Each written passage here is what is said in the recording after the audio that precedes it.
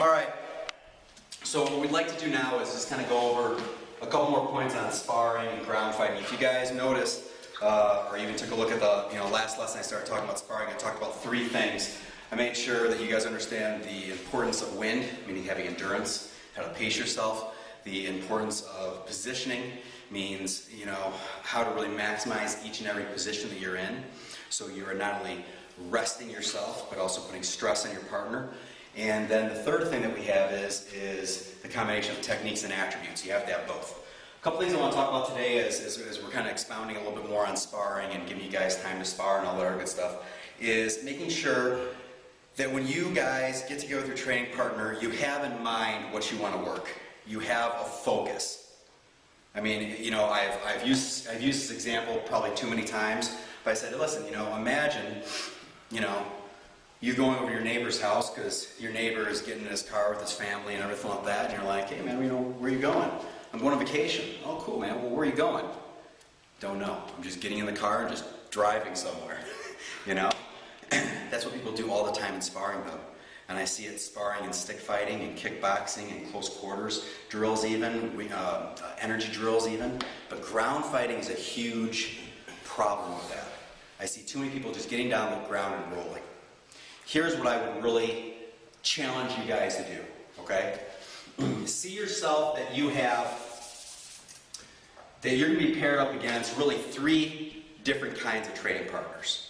You're either going to get somebody who is better than you, okay, equal to you, or has skills that are under your level. Everybody with me on that?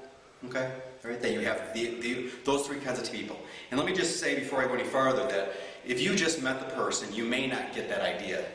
But as you get better in ground fighting, it should take you no more than a 3-minute round to know exactly where these people are at, to exactly know where your training partner is at. So who cares if it takes you guys 5 or 10 minutes? You guys are all in the same class with each other, more or less. You guys see each other week in and week out. So you guys know about people's skills. Give or take. You're not going to be perfect, right? And believe me, you're going to have those people that you say are this, and all of a sudden surprise you and make you tap once or twice. But you're also probably going to get those people that you probably make tap once or twice. But here's the point that I'm trying to get across to you guys just for today. If you get somebody who's better than you, okay? If you get somebody who's better than you, it means that you're going to practice your game plan. And we'll talk more about game plan as we kind of get through the next handful of lessons and stuff like that, but you need to have in your mind what are your strengths. What's your strength position, and at least 2, if not 3, strength techniques. Hopefully off of that strength position. Does that make sense? Okay? If you get somebody on the other end here who is less better than you, you need to make sure that you find a way to handicap yourself. Now, what do I mean by that? I simply mean that you're going to limit yourself by whatever variables you want. You can only be in inferior positions. Maybe you can only work in one position. Maybe you're only going after one particular move. Okay? Maybe you handicap yourself by saying, you know what? Every 15 seconds, I'm going to try a move. And chances are, if the person's not as good as you, guess what? You're probably going to get a good percentage of it. Does that make sense? Okay? But here's the kicker. If you get somebody who's equal, because I see this happening a lot, okay, all right? What I really want you guys to do is to really communicate with each other. And I'll talk a little bit more about this as we kind of get through the next handful of lessons. But if you find somebody who is definitely around your level, you need to communicate with that person on what is the intensity, what kind of goals you have, are there any kind of drills you're going to focus on, is there any kind of techniques or positions you're going to focus on. Does that make sense? What I don't want you guys to do is just get down the ground and roll.